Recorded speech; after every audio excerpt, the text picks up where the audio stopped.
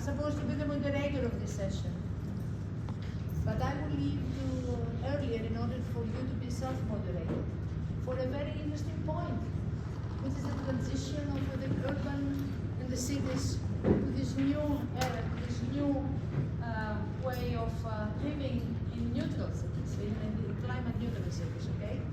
So we are very thankful that the Innovation Urban Transition Mission and Urban Transition Mission Center, together with the European Network of Living Labs, we are organizing this session. I'm representing here my organization, Center of Research and Technology Labs. We are members of the EAD Urban Mobility. We are members of the European Network of Living Labs. We try to be members on all the ecosystems that really pushing for transition, because this is an issue that we're discussing a lot. I say often that we gave to the cities a mission impossible.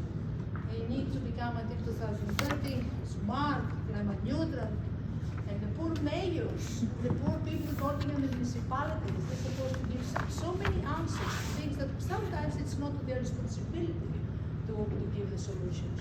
So we need support. We need methods and tools and ways of mobilizing the society, mobilizing the ecosystem towards this transition. So today we're going to have some very distinguished speakers with us. So Andra will set up the discussion background by defining the stakeholders engagement in fostering co-creation and open innovation communities.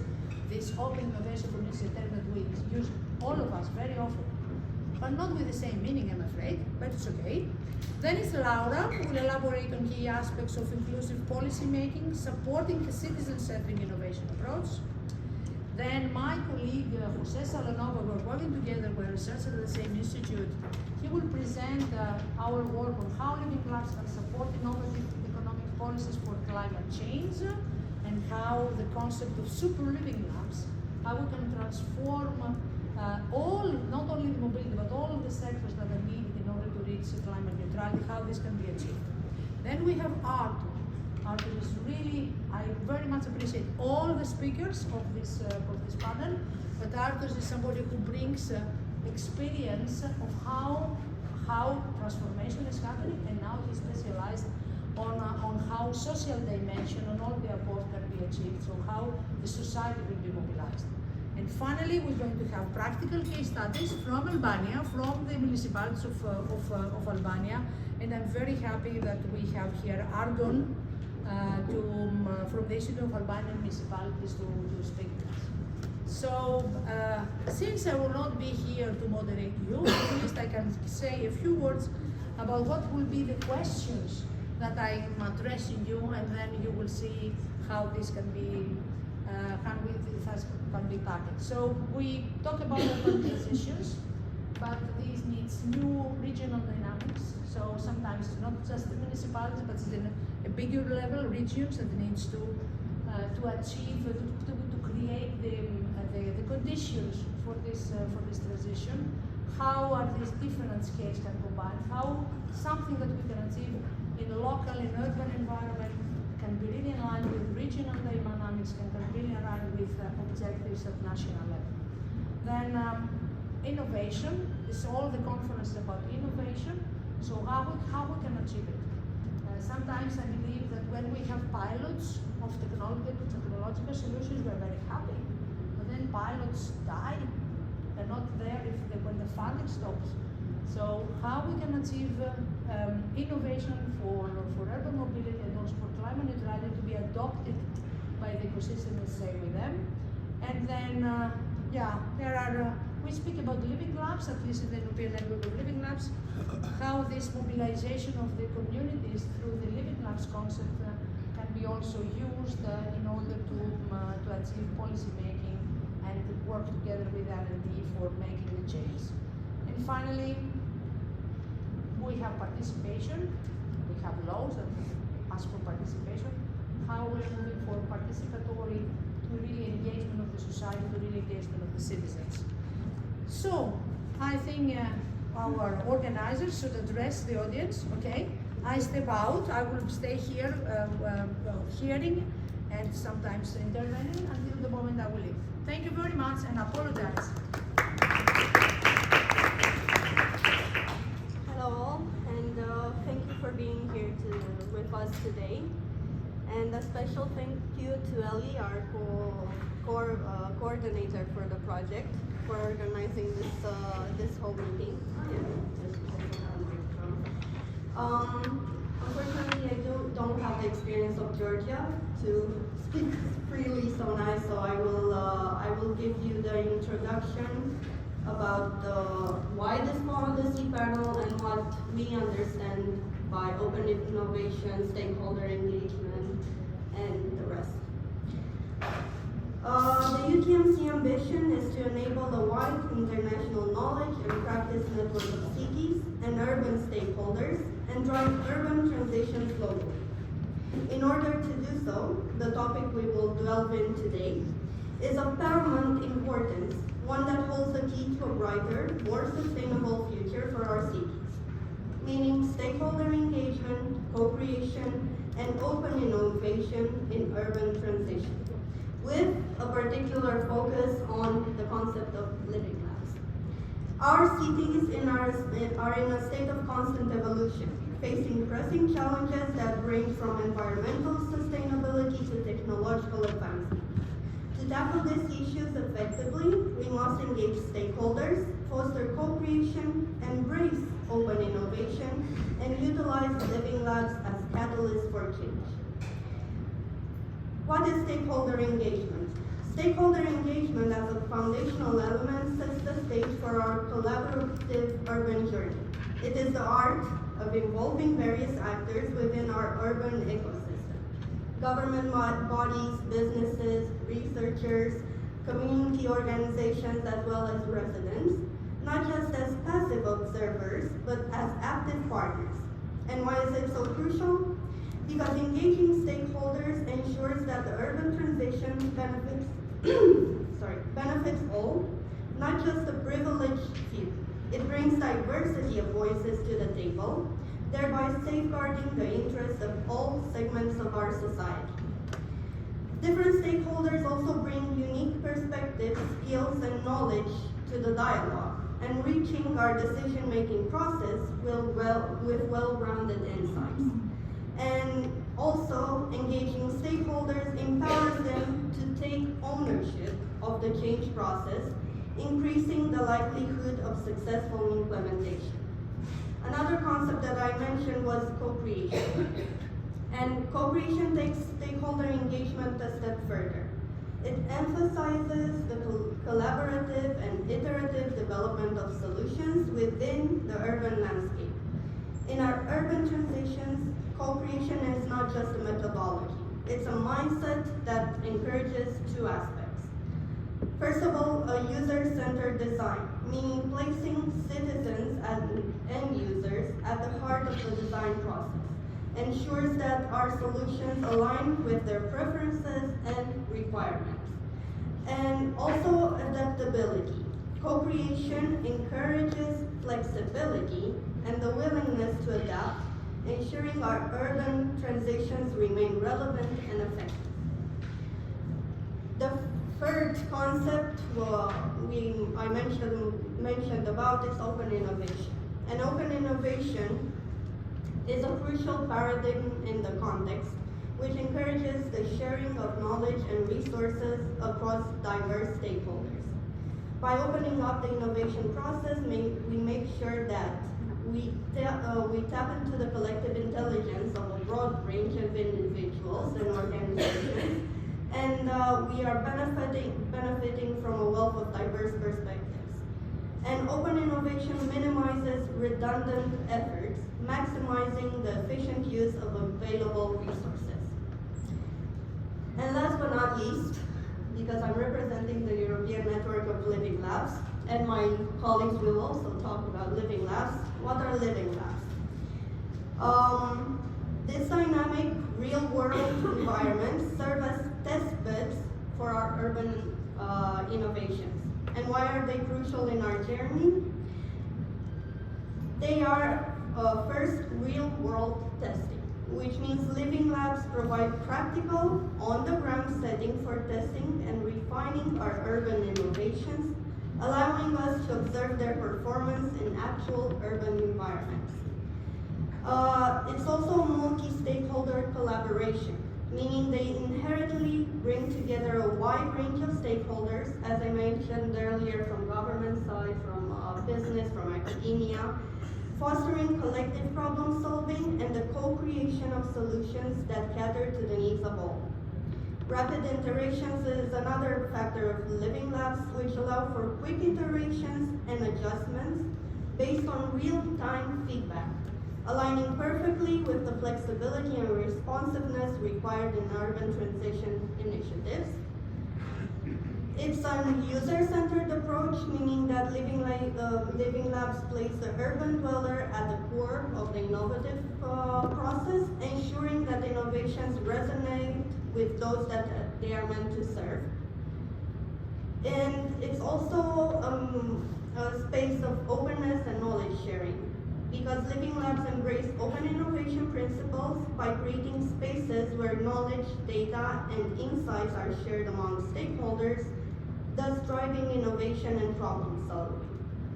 In conclusion, the blend of stakeholder engagement, co-creation, open innovation, and Living Labs offer a holistic approach to urban transitions. Our cities are at the epicenters of human innovation, culture, and potential. By involving all stakeholders, co-creating solutions, embracing open innovation, and utilizing Living Labs, we can ensure that our urban transitions are inclusive, adaptable, responsive to the evolving needs of our communities. Thank you. That would be my introduction, and I will let my colleagues to take on.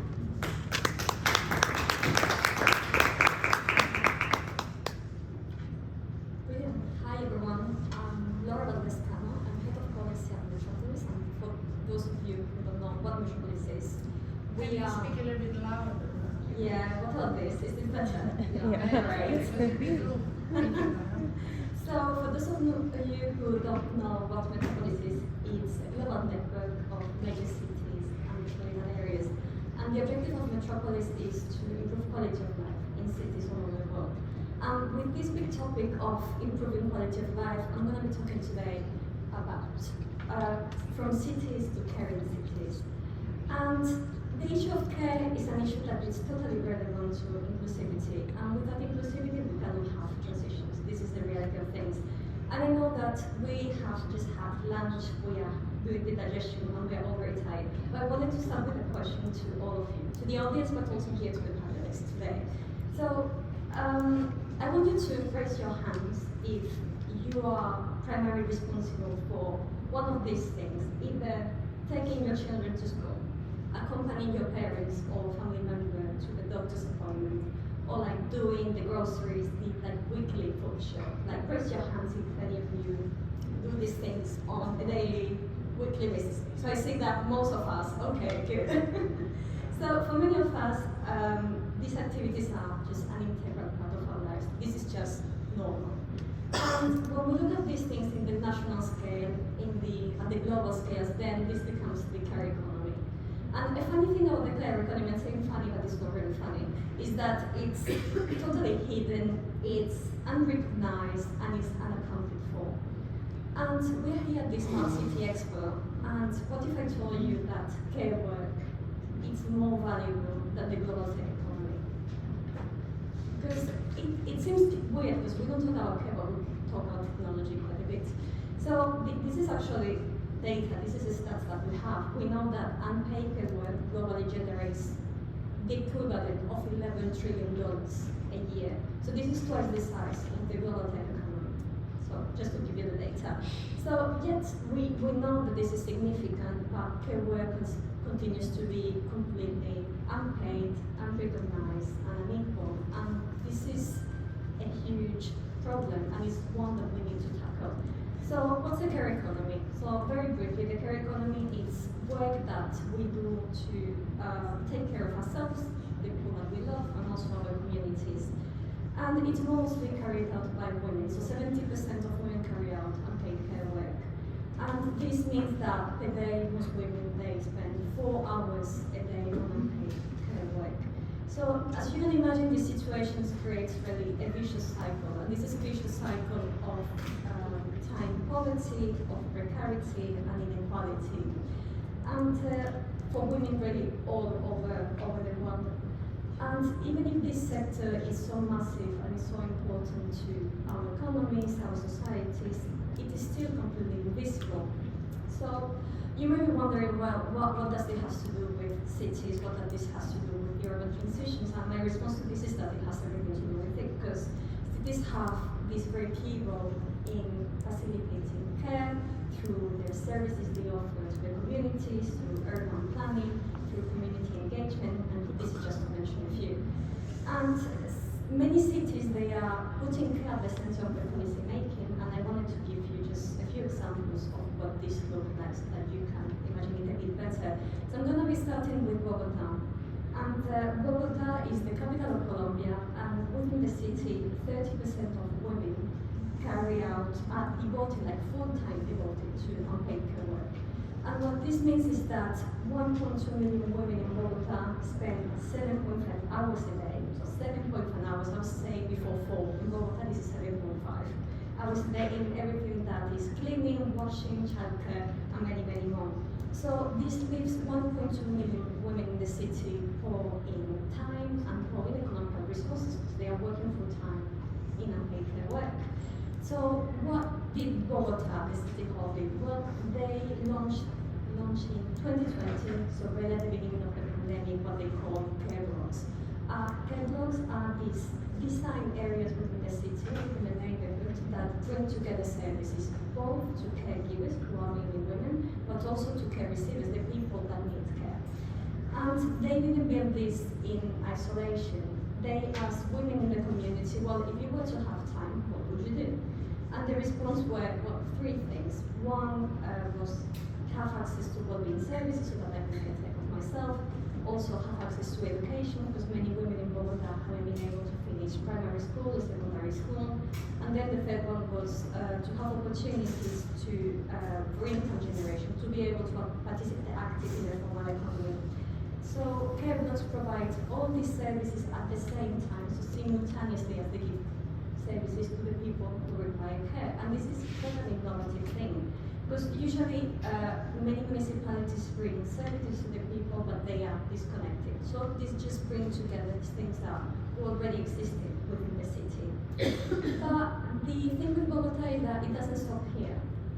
What they are also trying to do is to change the way we think about care and the way we think about care in our communities.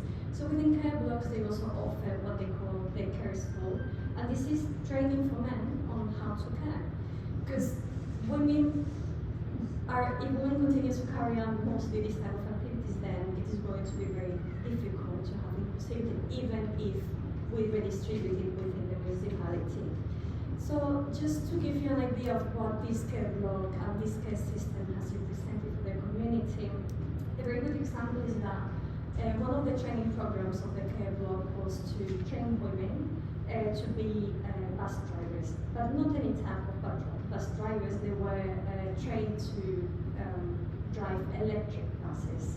So what this is doing is these 2 things at the same time, is breaking the barrier that we have in the mobility sector that is very much male-dominated to include women into this, and also continue transforming the city in the combat against climate change.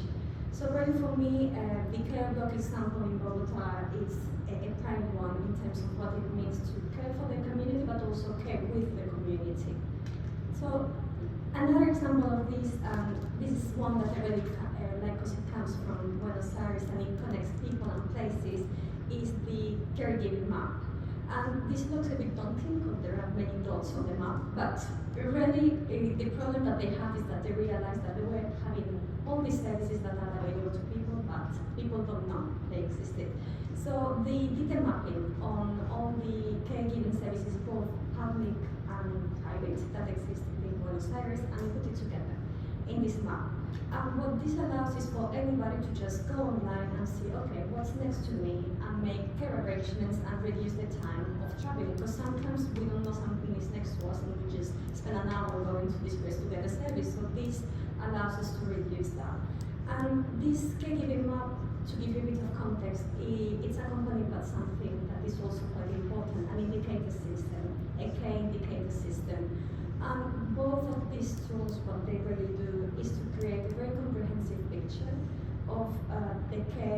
demand and the care offered within Buenos Aires. So literally what this is doing is to put care on the map. So truly, truly essential. And the last example is the one of soul. And I really like this example because it's a way of saying, well, care is a great tool to connect people, but it goes beyond people and it extends to the planet, the environment. And the problem that Soul was trying to solve with the Blooming Flower program is that the Soul has 40% of its land is open green space, but it is on the outskirts of the city. And what this means is that it is not accessible to most people. So they created the Blooming Flower program, and I like it because it's not your like average tree planting initiative. This is like truly a citizen-led, a community-led initiative that brings together schools, small businesses, social enterprises to plant trees and flowers within all over Seoul. And what the municipality did was to provide training, provide resources, and of course the funding to be able to implement this program. And this is good because this started in 2013, and since then 3 million trees have been planted, 1 million flowers, and all over the city. So it's not just in a few areas, but really all over the place. And this is good for combating bad air quality. It has also created new green spaces for neighbors to use and come together. So it's really good tool for the social cohesion and the social connection of the city. And here has like around ingredients of success. Really, many of these initiatives have these few things in common, and I think that these are like good lessons to kind of keep in mind when we're seeing this type of programs. The first one is creating a culture of collaboration and trust. And this is just essential because sometimes we might build programs and policies that are very well thought out and that are really fantastic. But if people don't take ownership, they don't mean anything to the people because this is just something that the municipality created, then it's not going to last. It's not going to last when there's a change in the political cycle and the new administration comes. So this sense of ownership is just essential. The second point is inclusive governance and planning, and of course including the gender perspective. And this is because whatever program, whatever policy we're implementing, it needs to be representative of the communities that live there, and they need to be equitable. Without having this perspective on governance, then it is just not going to work. The third point, it just brings the two previous ones together, is having this common vision, and this is the sense that when we bring together different stakeholders, public and private, individuals and communities, then we can all work together towards the same vision. And this last one is not something that were in the initiatives that I've explained, but I think that this is a key point, flexibility and adaptability. And this is because really we live in societies where everything is in constant change, everything is in constant movement. We saw this with the COVID crisis, and being able to have structures that adapt, policies that are flexible. It's what is going to allow us to respond to all the crises that are going to be coming our way. So, ready to wrap up. I think that in the same way that we need to rethink the ways in which we move, we build, and we consume energy, water, and resources in our cities, we also need to rethink the way we want the cities to look like. And I think that care has this very big potential to bring people, places, and the planet together. So what's there to say is that we have this amazing campaign. It's called the Metropolis Care Campaign. And I invite you all to check the website, stay in touch, and learn more about what Metropolis is doing on this topic, because there's a lot to do. And this is all on my part. Thank you. Thank you. I will apply for the Thessaloniki metropolitan area, where this is very interesting what you're doing here. Thank you very much. Apologies, I need to do this. I said I will not disturb you. I'm leaving. Sorry. Have a good trip. Success. Looking forward to the next story. Yes, Sorry, yes. apologies.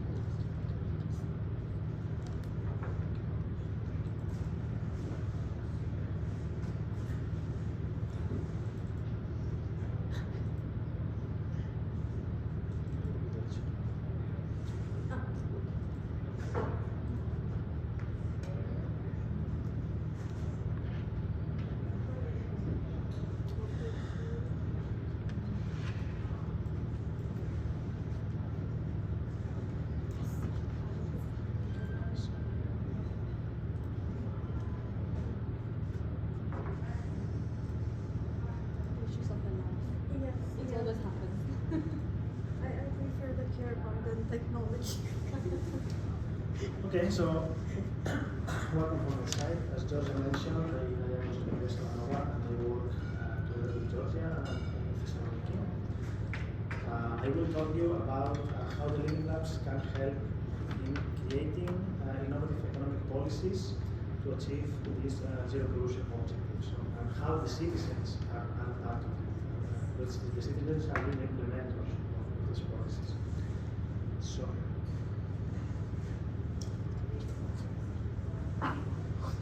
okay, so the presentation has mainly two topics. The one is how Living Labs and mobility ecosystems in climate cities context, or how Living Labs can contribute to the climate neutral action plan.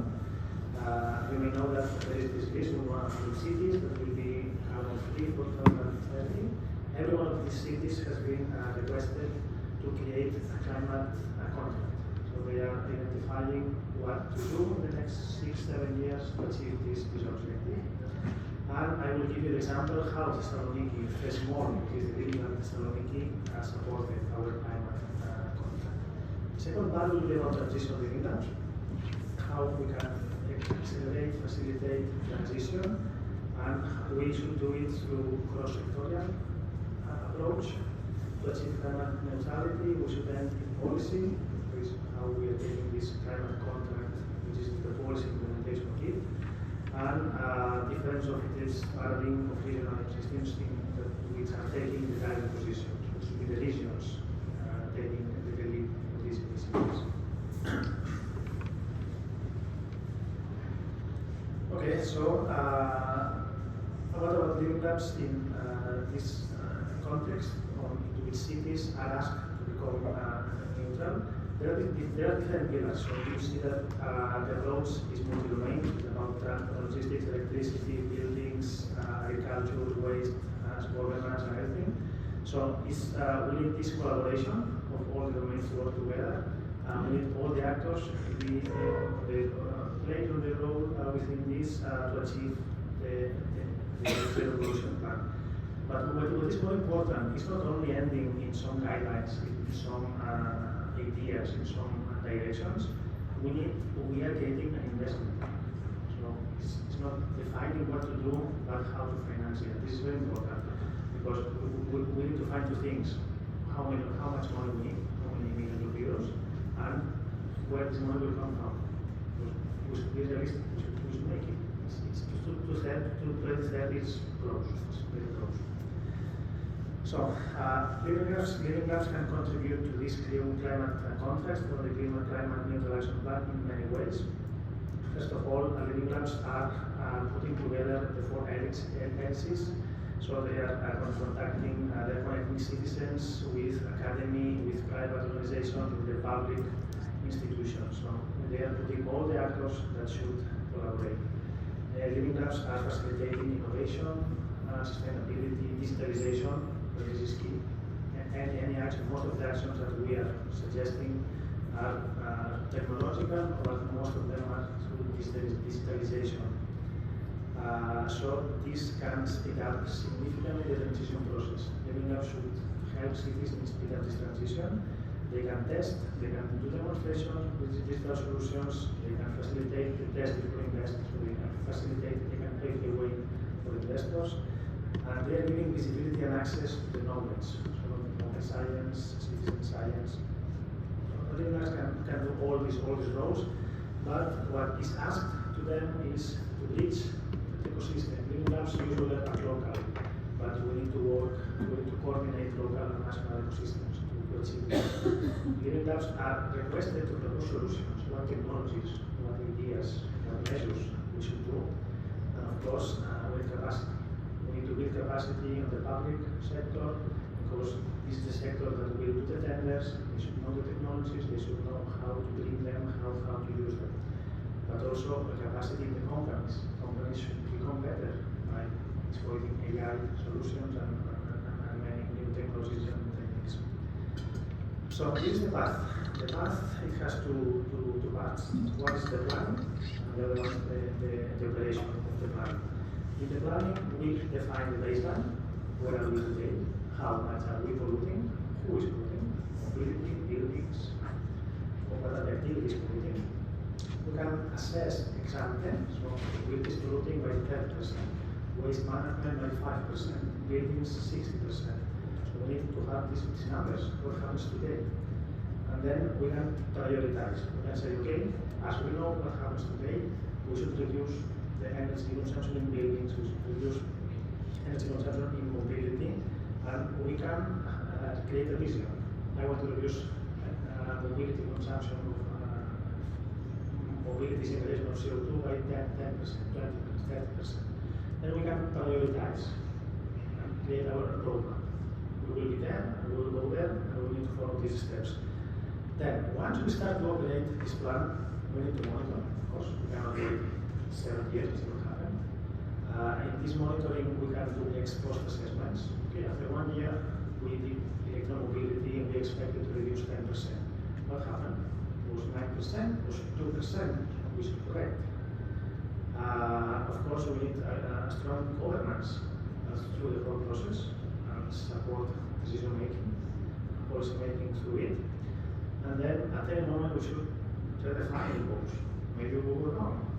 We were wrong in assessments, we were wrong in the goals, we were wrong in our capabilities. So at every moment, we should assess and redefine the goals so we are still able to meet our vision for 2030.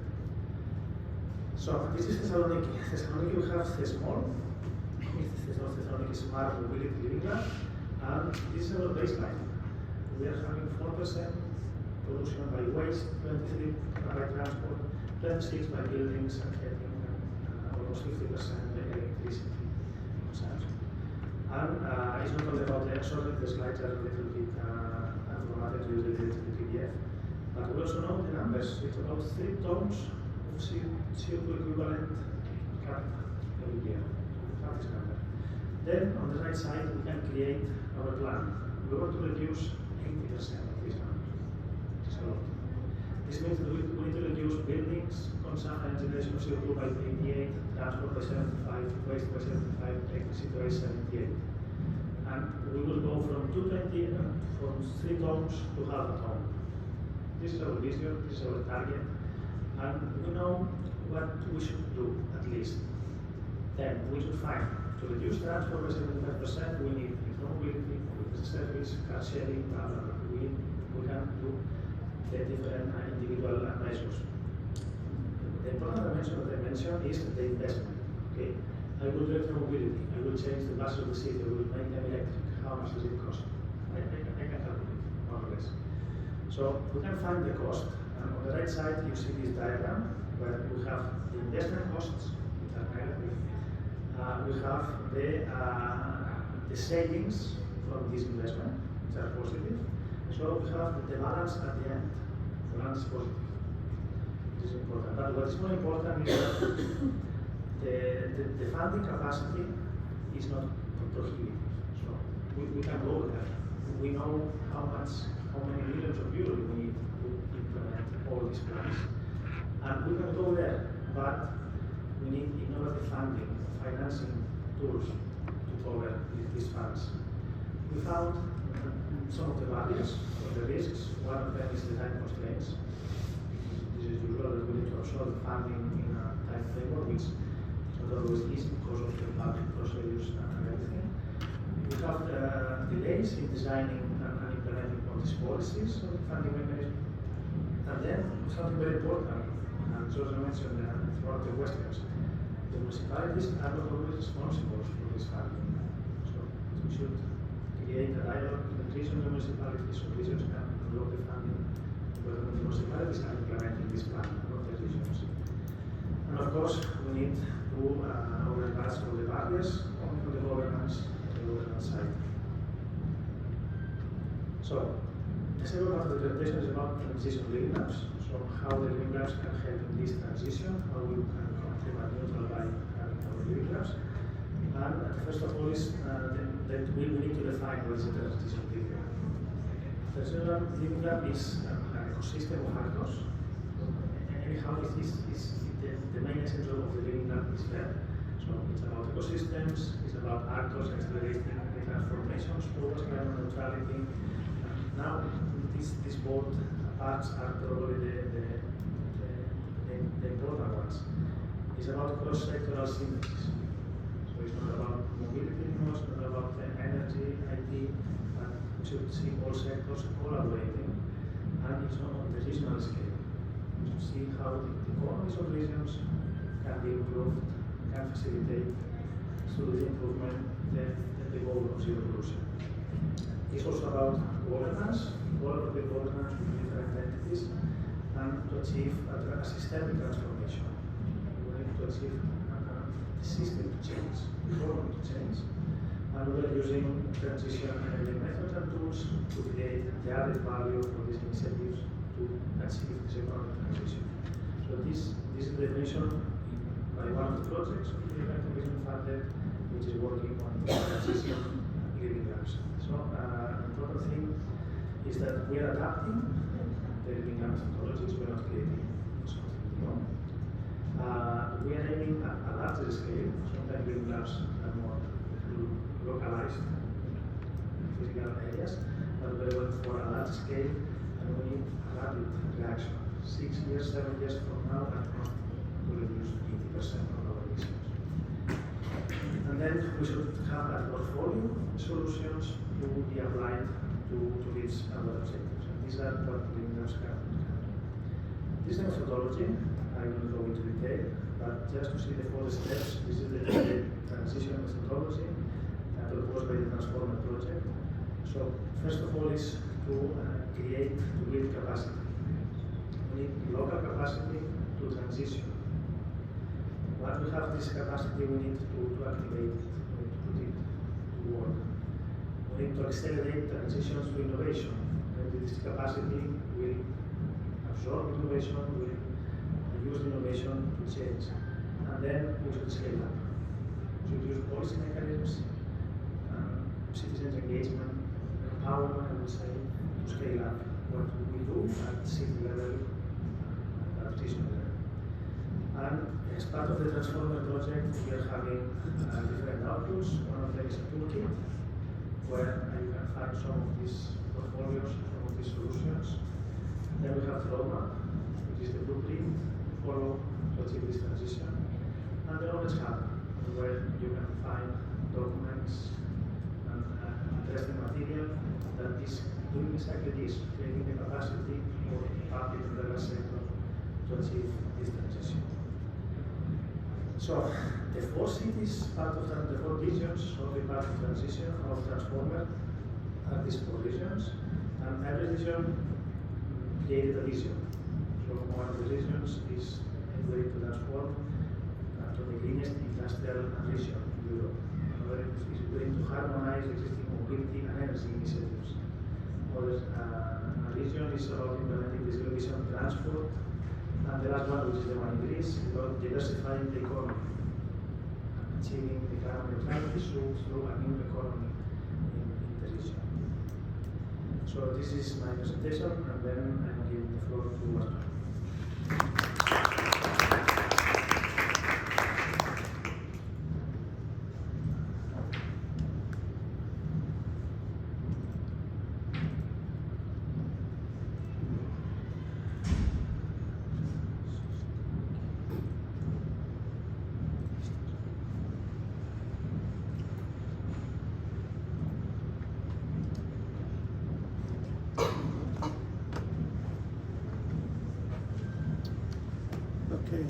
Okay, thank you very much.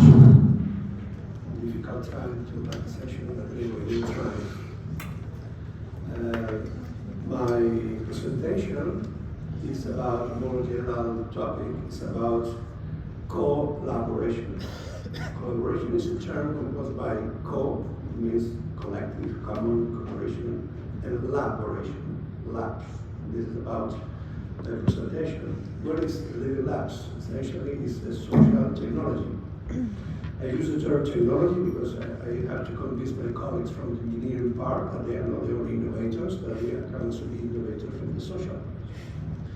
Because the most difficult thing we are finding to do this kind of global change, digital change, and health change is changes our relation between us, between human people. Our social structure is still from the past. You are organized by department, silos. They don't cross each other. And with the current structure, what you can do is digitalizing the current structure. But it doesn't change anything. We have also digitalized the schools, but the school has the same structure, the same curriculum, the same professor-teacher relationship. That's the same. You can digitalize hospitals, but the hospital is an institution from the past with all the structures. Even you can digitalize cities. But if you just digitalize cities, you don't change the social relations of the people that live in the city, nothing will change deeply. And then my point will be just we need, on top of these wonderful digital technologies, biotechnologies, nanotechnologies, urban technologies, the layers of collaboration, social technologies. This is about Living Lab. I started working with the Living Labs and then all from 2006, just at the beginning. And our experience in Catalonia is just trying to do this kind of social technology. I will put some examples of what we are doing. This is the kind of organizing by silos where we need to do. With this organizing by silos, it's impossible to solve this problem, the policy making and the stakeholder engagement, because they don't live in the same community. Academicians will live in our community, universities, research centers, I work in research centers, politicians in their own administrative framework, companies live in their own, and the rest of the people don't trust this kind, neither of each other, because they don't see that their problems are solved by this kind of structure. And then what we beginning to work with them all is because of this topic, empowering everyone to innovate.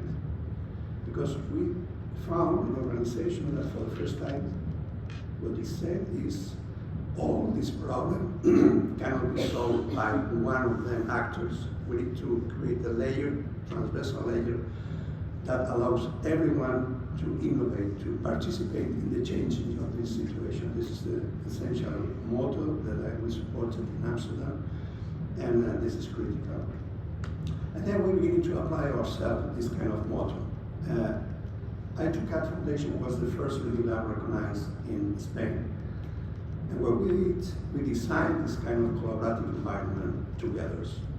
Normally the universities are not in the same organization, like regional or digital or cities, or companies. But we designed this organization, bringing all together. Then we brought 3 universities, 3 public institutions, the Generalitat, Health Department, but also the city of Barcelona.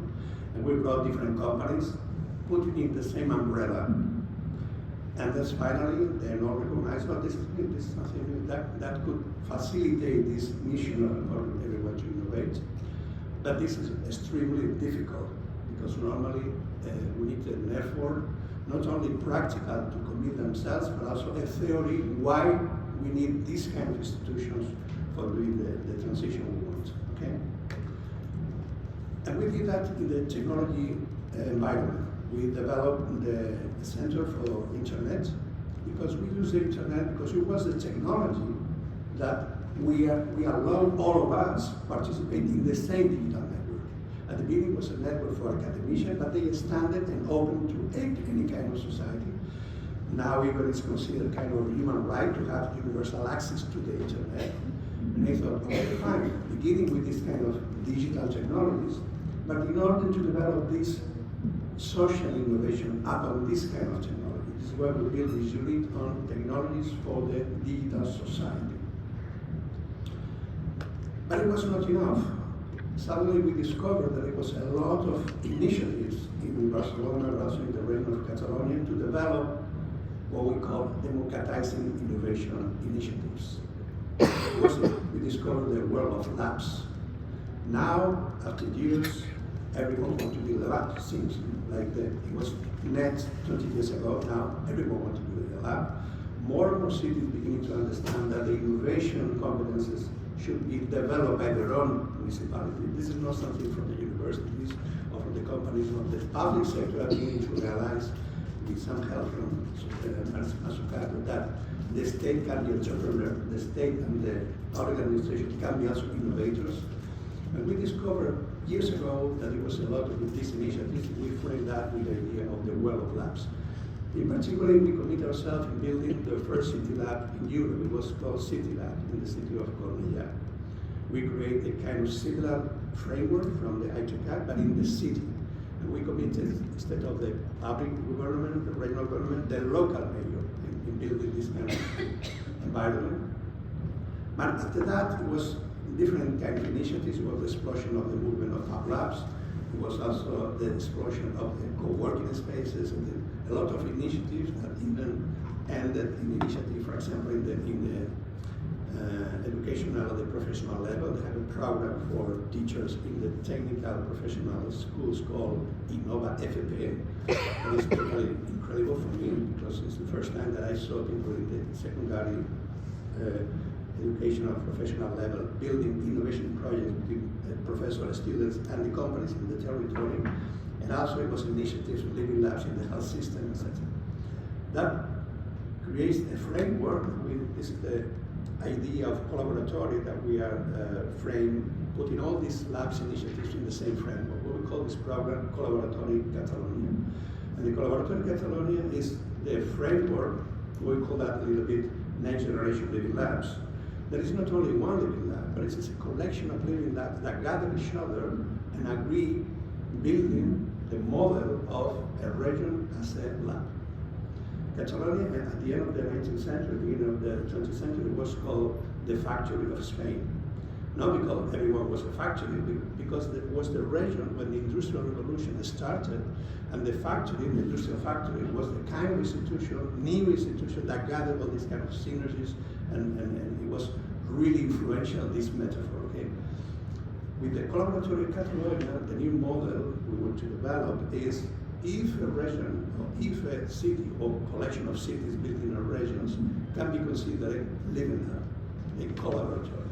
It's imaginable that with the idea that empowering everyone to innovate, we could build this kind of new city or new region that everyone was member of this kind of. We call that as a universal innovation ecosystems. We have universal systems, like for example, the health system or the education system. But the innovation system is still reduced for a minority of institutions. Big corporations, big universities, some other actors, but not arriving to everyone. With this framework of the collaboratory, we are imagining a kind of a structure of a city or a society where you have this kind of different set of actors. You will have research centers like a kind of university hospitals, and you will have also the local actors in the caring in the city. I love this kind of caring approach because I will explain that. This is the local health center that you have in your neighborhood. Okay? In European cities, normally you have these three structures: the university hospital, the intermediate hospital, but then you have your local community health center in your neighborhood. When you have a problem, you don't go to the university hospital, you go to the local health center. If they cannot solve your problem, you send you to the comarcal or university hospital you have. But we don't have a similar innovation system. We have only the top of the system, not the system that engage every citizen in the innovation system. And this is the idea of the collaborative technology. If you can bring the best researchers as innovators at the university level with these citizen labs at the local level, and we build the idea that they belong to the same community, maybe we can realize this idea that for solving global change, digital transition, unemployment problem, etc., you can do it if you build this kind of collaboratory society, or collaboratory method. This is how we have these prototypes, and we begin building this model at the southern part of Catalonia, because normally I'm from Barcelona, but the problem we have when you're in the big cities is you think that the intelligence in your region ends in the frontier of your city. It's not true. We discovered going to other parts of the region that is a lot of initiatives, interesting initiatives in different contexts, for example, more rural instead of more urban, more related with environment, agroecology, with elderly population that is most in this kind of region. I mean, you can have a more complete picture of what is happening in your regional laboratory. This is how we're beginning to work at this. And we discovered two repeating topics in every collaboratory: the health and the well-being, and the education. From this, we begin to realize what happened after the COVID. During and after the COVID. And what's happening is suddenly the wonderful universal health system we had in Europe, it will almost collapse. Okay? And then the idea of the politicians, the people in charge of that, was the following. Until now was, if you are ill, come to the hospital, I will take you, I will care of you. But suddenly they say, no, don't come to the hospital. Keep yourself at home to not collapsing our system. And the strong, powerful system we had suddenly show up the weakness. And the solution was to commit not the people who was ill, but every citizen to save the health system. That means that suddenly the problem of health was the problem of everyone, not the problem of the ill people, but from every citizen. And they invite you to care of yourself at home with all this mass distance going, and not coming to our official health system. That means that suddenly we realize that we need to redesign our health systems in Europe worldwide. Because the new system should be more oriented to complemented preventive and cure. And this is the importance of care. Normally, in our health system, we cure but not care. But during the pandemic, it was necessary to complement the cure with the care. That means that you need to care yourself. And they're beginning to realize that the health system should be also well-being, should be also related with nutrition, physical exercise, going out in the outdoors, going to parks, etc. It was totally interesting now how you go to, my partner is doing that, to the local healthcare place. They recommend you Nordic March. They don't give you simply pills. They are beginning to recognize, they are beginning to realize that the doctors that you should recommend solutions not related with the classical pharmaceutical industry, but to the well-being. And well-being is your question. I can help you, but it's not I will cure you because you're not healed.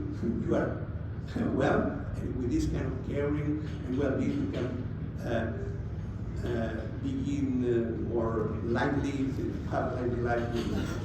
They are beginning to create this lab on health and care and well-being in Catalonia, and also we have a European project called Integer that is with 3 regions, the Krakow and Hamburg and Catalonia, beginning to realize how we can imagine the European living labs on health care and well-being at the European level. Okay, and finally, we were surprised.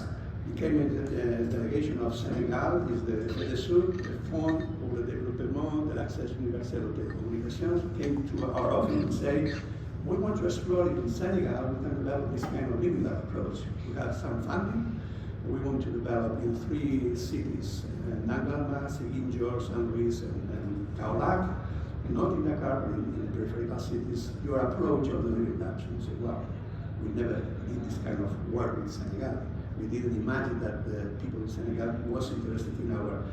But then we realized that the countries that don't have a Silicon Valley or big corporations or big universities like in La Rioja, maybe the way they can join forces to do their own innovative solutions is just the Living Lab. And then we are beginning to explore now if the Living Lab, this is the global part of the Living Labs, can go beyond Europe, beyond the north part to the global south.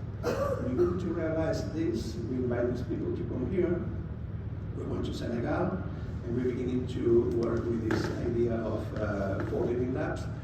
And this is important. It is their project, and we are technical assistance to their projects. And then something happened. The Qatar Agency for International Cooperation realized that this is a different kind of project that do normally NGOs or corporate international cooperation. because it's a project where the initiative is coming from South, and we are helping with these Living Lab social technologies to help to transfer a little bit this kind of experience to them. And we're beginning to work with projects. We have visited this. We are following the same methodology, but adapting to in the Senegal environment. We are building these 4X models, and they're creating an incredible stakeholder engagement. We are really happy with these experiences, and all invited to present this project at the Science Summit UN, and I think it's my talk about that. This is the Secretary of the United Nations, and this is the new Common Agenda. And we are supporting the idea that is into planning the post SDG agenda. I mean, what will happen after 2030? And this is what they are beginning to plan, and I invite all of you to have this kind of summit of the future in mind. They are beginning to see that still the SDG are a little bit like the classical developmental policies of the 60s or the 70s. I mean, the North, we should head for the people, not yet develop, in this kind of a little bit paternalistic approach. But with what is happening now, what is happening even in conflicts in the Mediterranean, very near to us, they're beginning to realize that the South are interested in having their own way of doing that. And maybe the model of development and the models of innovation ecosystem that the South is developing could be a good places to learn from the North. And this is the idea of sort of the future. They're beginning to realize that we need to create a collaborative framework to solve all these kind of global challenges. And that will be in September of 2024. We have a year to participate and to see how the Living Labs and all of you can participate in this kind of summit. And that's all. Thank you very much.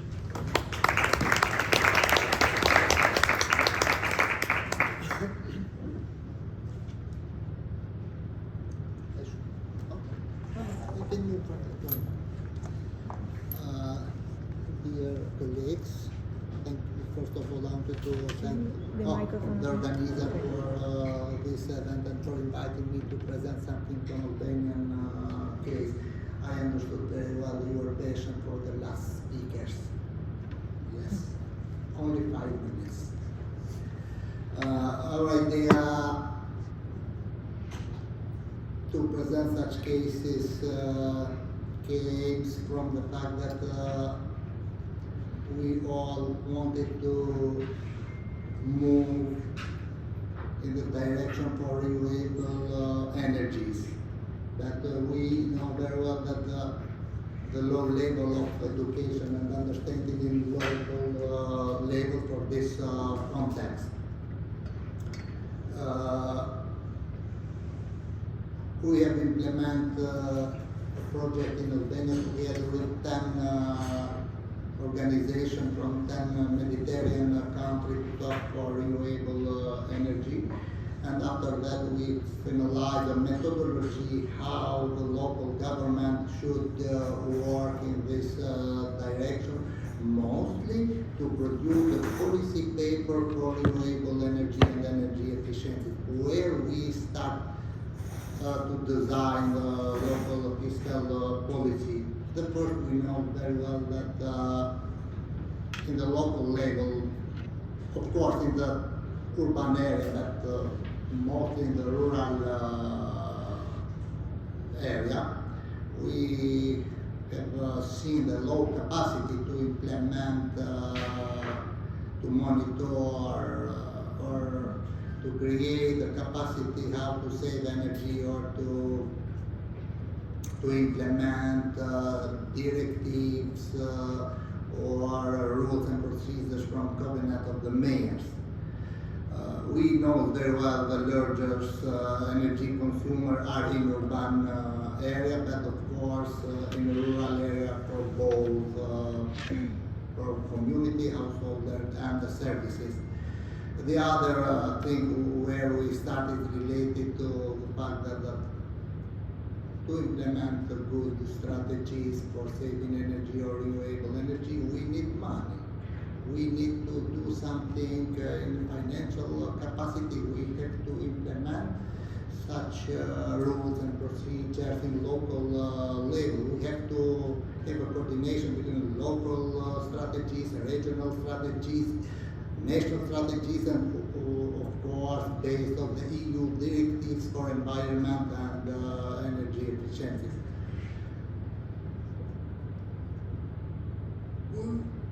Which is the main goal, is to be as much as possible or to push municipalities to be innovation or innovative in this context.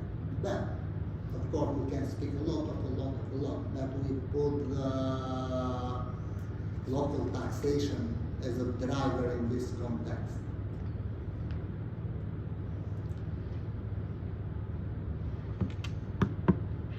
Regarding stakeholders' involvement and institutional capacities, of course we have a good legal framework in Albania regarding local self-government, law of local finances, municipalities, midterm budget, fiscal policies. We know the EU directives because we are a candidate country and we are obliged to fulfill some directives from EU country. Yes, we know that the legal framework or most is fulfilled. Of course, there are a lot of gaps, but there is no any complaint from the municipality in this context. The idea is how to change the mind, how to be proactive to implement those legislation and regulation. Regarding stakeholders' involvement, nothing can be developed without engage a lot of all the stakeholders in local basis. For example, local authorities, employments, decision makers, mayor, city council, businesses, young people, different organizations, civil society, and the businesses which are really also involvement in the field of the renewable energy and source in local level. Of course, it's a very challenging to bring it together because there are different interests. Anyway, we after collect all of them, we implemented this project regarding the fiscal policy in 3 municipalities, which are more or less urban and rural area, not big municipalities, which has been our project. First of all, as you can see, is yes, thank you, is based of the project is based on promotion the role of local authorities to promote renewable energy, mainly covenant of the mayors, which is signatures. 2 of Albanian municipalities have signed this. That the principle has been to involve as much as possible all the stakeholders in the horizontal and vertical approach. Our idea, the main idea among this contribution is to have as much as possible good understanding and to change as much as possible the vision, the mentality, the culture which municipalities, city council and the mayors and all the stakeholders should be oriented regarding the renewable energy and the energy efficiencies. What are the 3 fiscal policies outputs? In leisure, for example, we agreed together after a lot of discussion, debate, We propose to the city council to reduce up to 30% the taxation of the tax for building for families and businesses. 30% reduction of local services fees for businesses, and that's something which in the time was so innovative, but now it's very trendy. No parking fees for people which buy the hybrid car or electric car. All these fiscal policies are approved by city council after we have talked with the all stakeholders, which has been in that time. Of course, there are a lot of debate because in that time they said, why we need such policies? Because no one in this city has no electric car, and that's true. But now there are several private which have such cars. But our idea is innovative idea. Maybe it's not so coherent for that time, but it really is very coherent for that time. For another municipality, we discussed just for this is more or less more rural municipality. They talked for reduction and agreed in the city council for 30% reduction of taxation level for tax of buildings for family and businesses who want to build private or as a family or businesses which wanted to build several apartments. The city council should approve 30% of this taxation. Just to respect all the rules and procedures for energy efficiency. Of course, another is related to local services fees. Yeah, in this municipality is going very well till now. The last municipality was a very mountain municipality where we have a lot of debate. Except the city council just to make this change, not like another municipality, except to reduce up to 30% of the greenery fees for the householding institution, businesses, and some other private or public or all interested people, which they wanted to use photovoltaic panel for water heating or for different using.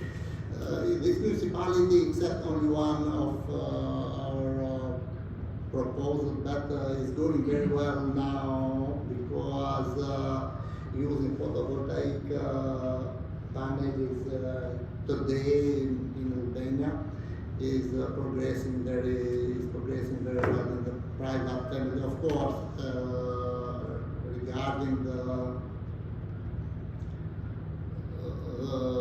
the field of the photovoltaic system in Albania now, the private business is progressing very well because we have had a lot of change regarding the backing up the energy and transferring the energy to the national line of electricity is very good progress. Some lesson learned. Of course, as I said, there are two parts.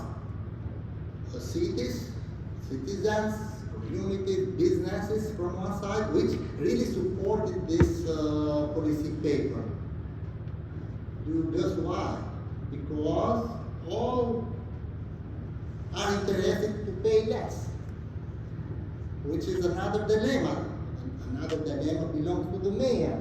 He is a skeptic, of course, at the city council. Because why? What is the reason? Because they say, well, some money, we need more budget for public services and something like that. But finally, the situation which win the voice of the community and the stakeholders that yes, of course, there are such impact in the budget that we should improve the environment.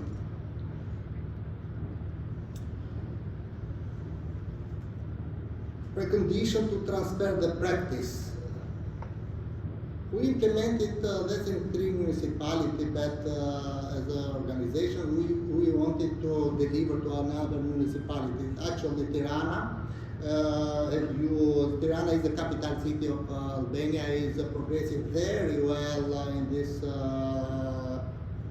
renewable energy source and efficiency energies. Of course, the most topic is regarding to the green card, hybrid card, and the fee of the parking.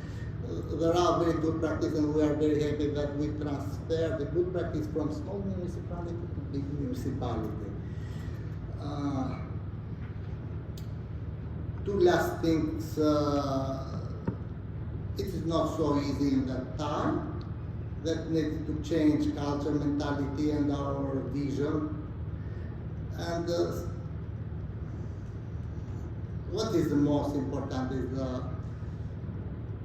the willing of the political parties, the willing of the government in both levels, in central level and local level. If they create a synergy, how to work together in this direction, I think the problems are solved more smoothly in terms of renewable energy, innovation, fiscal policy, energy efficient, using technology just to serve to the citizens. Thank you very much. I promise to be short. I don't know if I respect what I say, that I am a teacher, I am a professor, and you know the professor speaks so much. Thank you so much, and keep in touch among with my contacts here. Hope to have another event and to see you all in Tirana. Thanks a lot.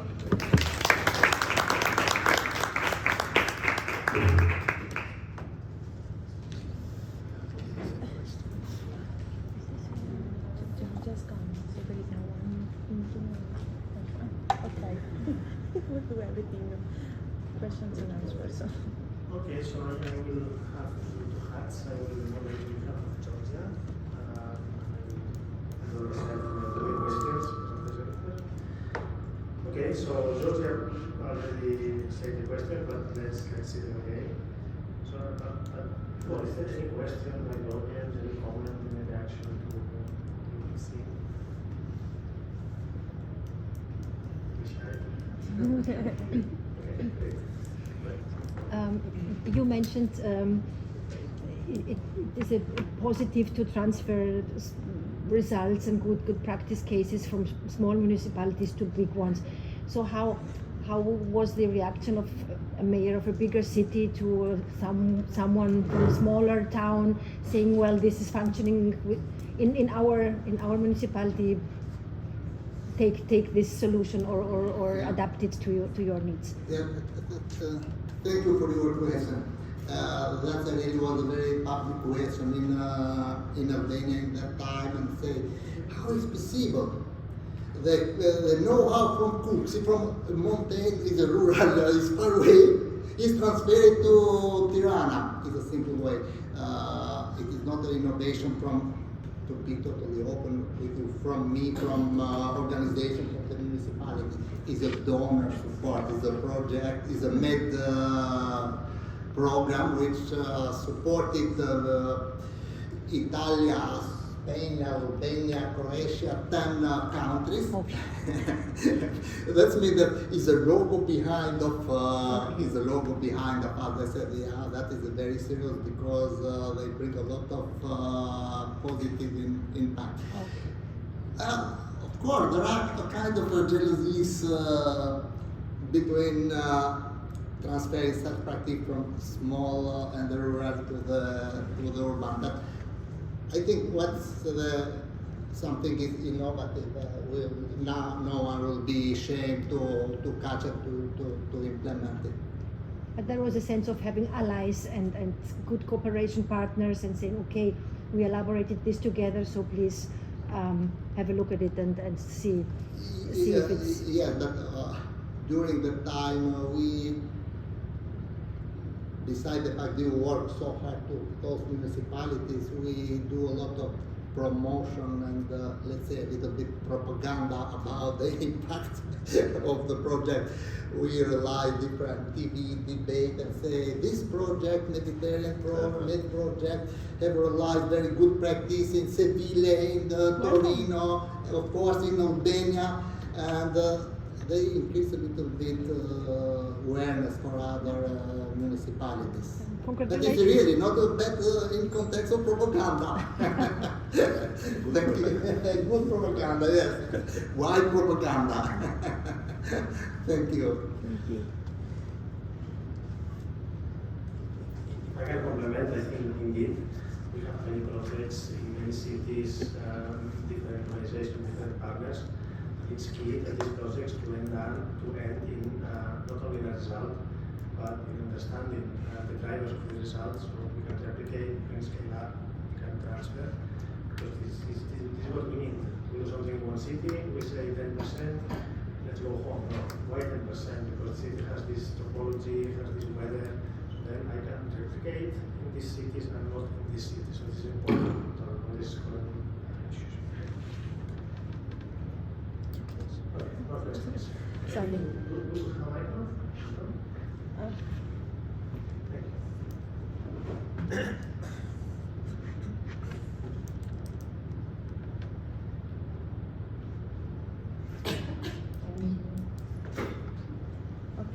I have two questions.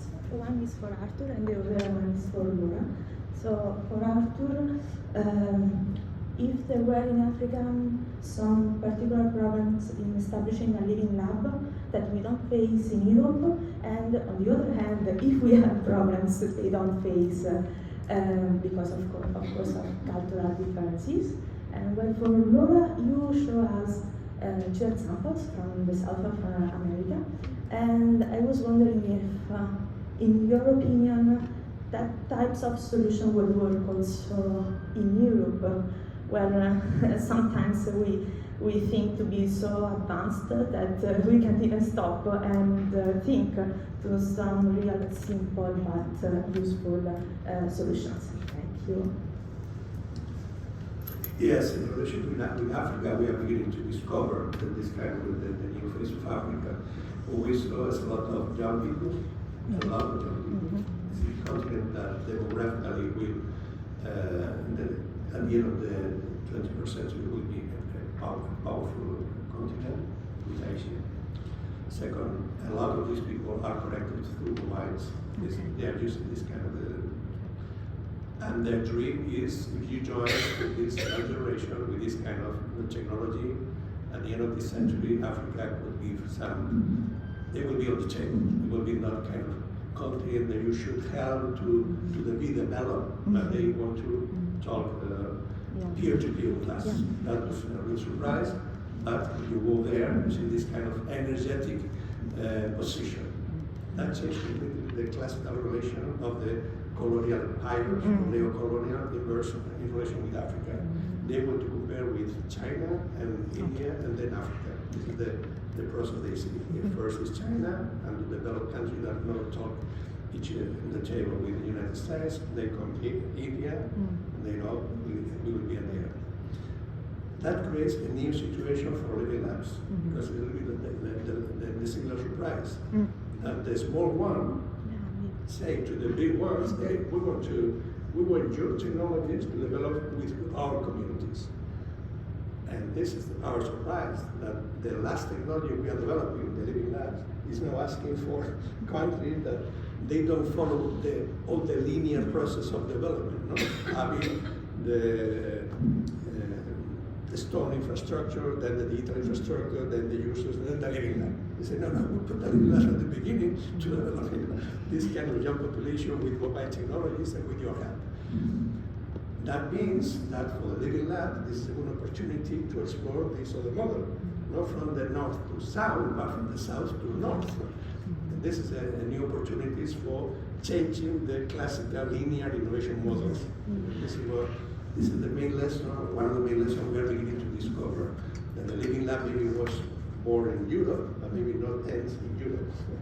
That on this continent there's a lot of possibilities to develop this kind of model, empowering everyone to Thank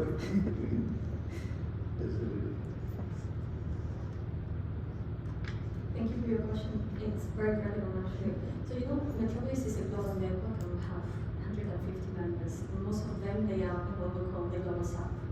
So we have no interest in the global north teaching projects and lessons to the global south. The idea is to have a pool of ideas, share ideas between global south and global south, and between the global south and the global north.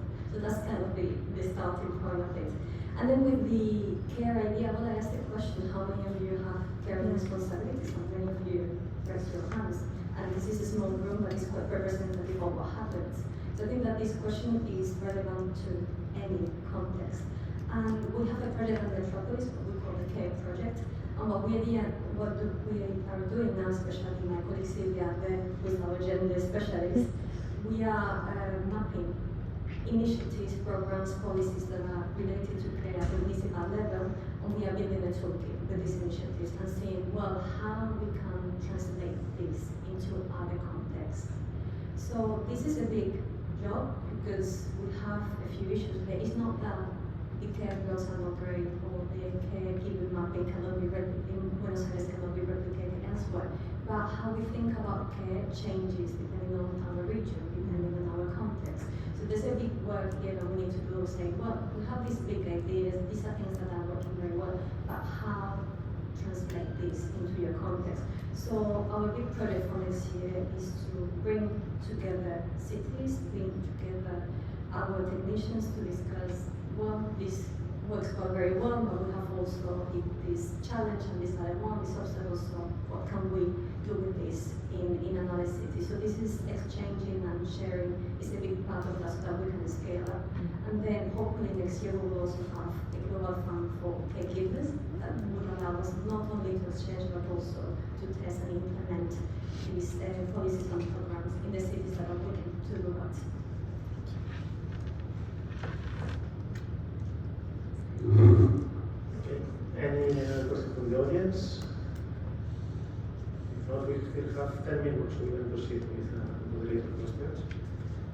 Okay, so 4 questions. Maybe just one answer per question from the speakers.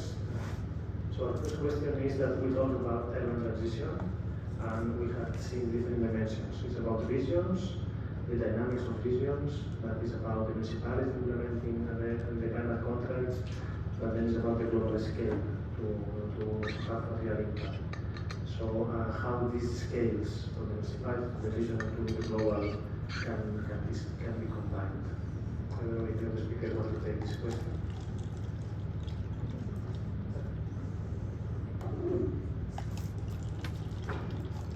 So the issue of scale is a very important one, and my answer really ties with everything that everybody has been saying during the session. And for us in Metropolis, what we have realized is that this something that is very important is governance, especially metropolitan governance. I know that when we say governance, it's a very fuzzy word. We think, oh well, this doesn't mean really anything. But truly, what I mean with this is that we have realized that the way we think about a city, the way we think about city management and these cities being confined to the municipal borders, cities and local administrations working in silos, this is not working. And this is not working when we need to tackle climate change, when we need to tackle the care crisis and many others. So really the lesson here is that cities cannot thrive in isolation, and this is what everybody has been mentioning. And they cannot thrive in isolation because they are interconnected, and this is very intuitive. They are interconnected with the surroundings, with their ecosystems. They have a big impact in terms of housing and transportation, but they also rely on their ecosystem. They rely on it for water, for food, and energy, and many, many other things. But also people don't live only in cities. We work and we live and we move in and out of cities constantly. So only being able to have a vision of a city and manage a city within the municipal borders is something that is very constraining, really. So we see that when we think about this question of urban transitions, there are many ideas, but there are 3 main obstacles that can be solved through this issue of having an inclusive and an effective governance that is metropolitan. issues that were mentioned is like the political issues were mentioned quite a bit here, and we have a lot of political fragmentations because in many countries, cities are managed in a way that has been the same way for centuries and centuries in some cases, and this doesn't reflect the realities on the ground. So this political fragmentation is making it very difficult to get to people the services and the infrastructure that some countries they need. Another question that was mentioned was funding. Or we need to fund these transitions. Well, if cities don't have the competences that they need and the right funding and the right funding mechanisms that they need, then how is this going to happen? Because we might have some very interesting ideas that we cannot implement them.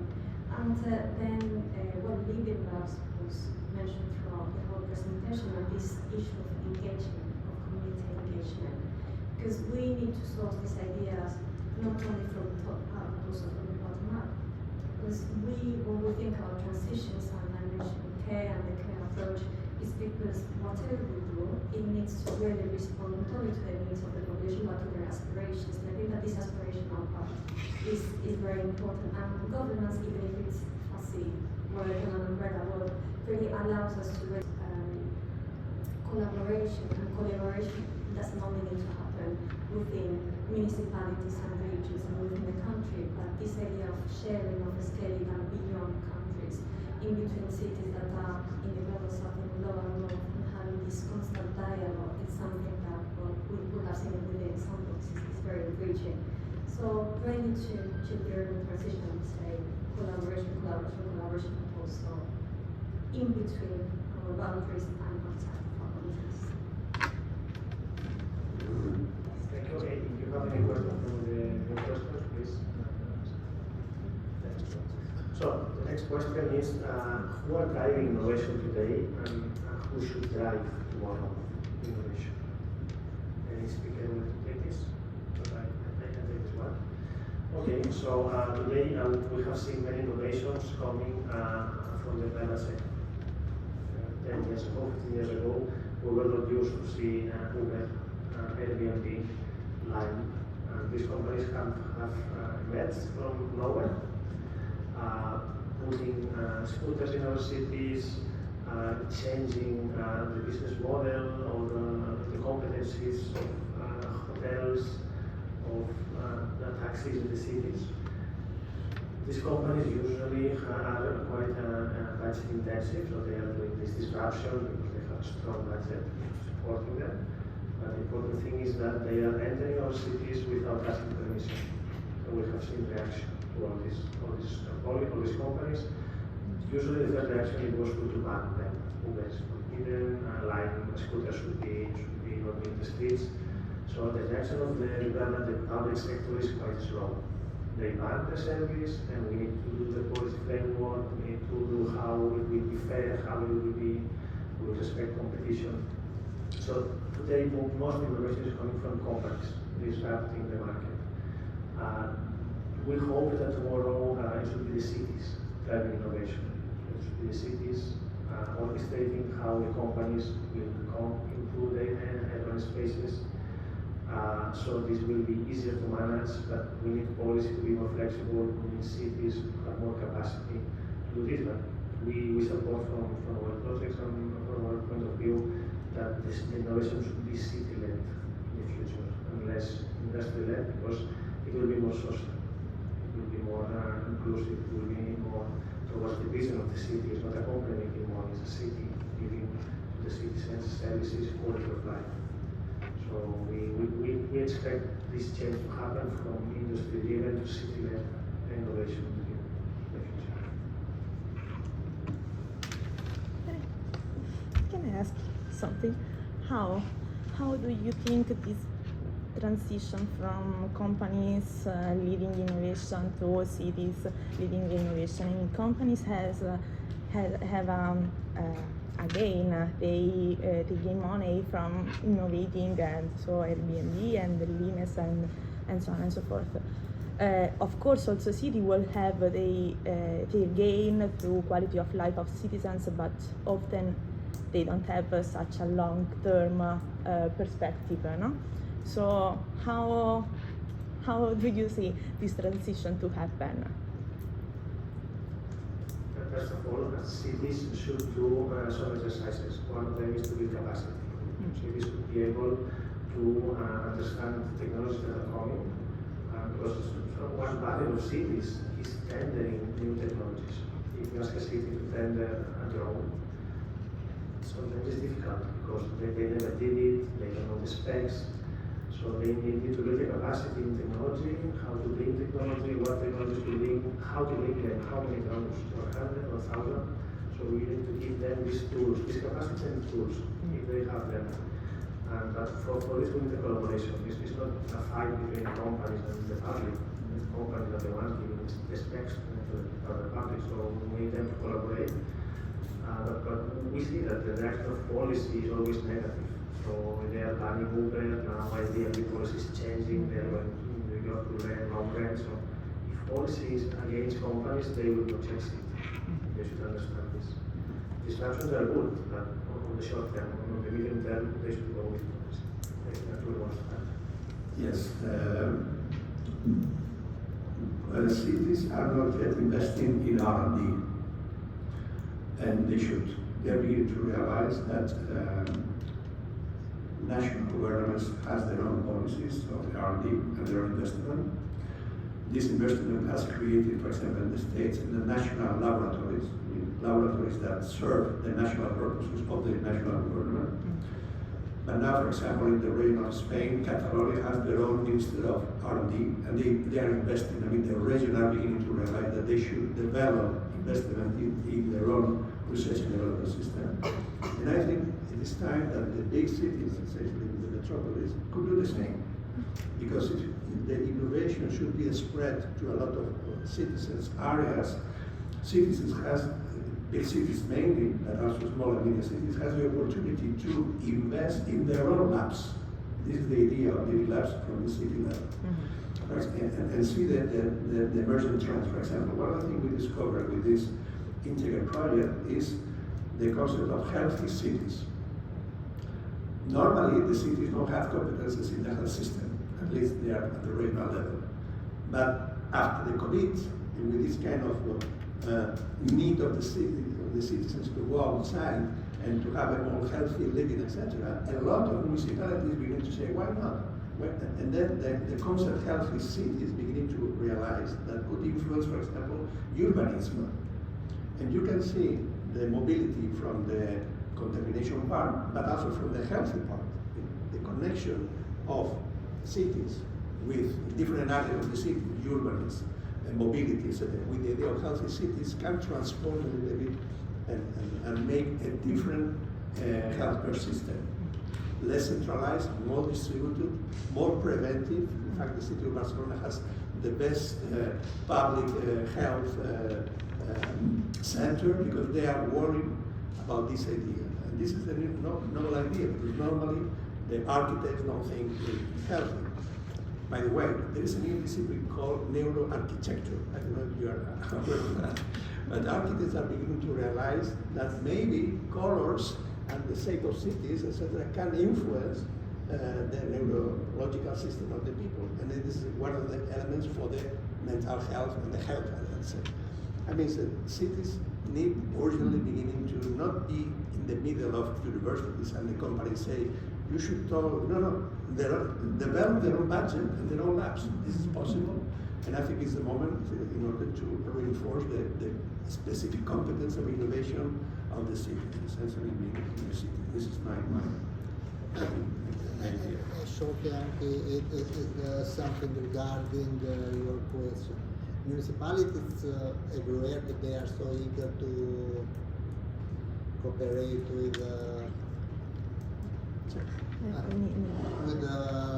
IT companies because e-government, e-services are priority for each municipality. But when I talk to my students and talk to the municipalities in Albania, I say, well, of course, it's better to do e-government, e-services, to use the technologies, because there are a lot of companies that this my product is better to this product for e-government, for e-municipality. But my message is, don't use the technology because it's a brandy. That use is as a public service for citizens. The final mission is if they change the life, my life or life of the citizens. Now here is something a game. Who is one? The private companies or the government? But the citizens have voted for the mayors, and the mayors will be more careful to solve this dilemma. This is a popular question. So I think that sometimes we use innovation as a synonym of technology, and this is not really the case.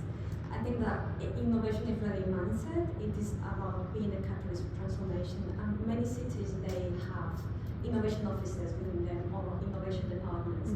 And how they do using this is as a way of experimenting, and they do this by using citizen science to track urban pollution within cities. They use this to redo public spaces or green spaces by sourcing ideas in an open platform, or by having a WhatsApp group or a WhatsApp channel where citizens can directly connect with the administration. So there are many ways of doing this that go beyond technology. And really the idea is that they need to continue doing these things, but they need to continue doing these things to build innovation capacity within administrations, so they work beyond the silos that they have within the administrations, but also within the stakeholders that there are within the municipality. And we have heard this throughout the presentation, so I'm not going to go into it. So yeah, innovation for me and for Metropolis is not just technology, just new mindsets. Okay, I think that we can close here the session. I want to thank the organizers and all the presenters and all the ones that were following the presentations. We'll have a coffee break now for 10 minutes. No. We are going to actually go into the next session, and we can have then at the end a closed up where we can still have the discussion around the coffee break. Okay.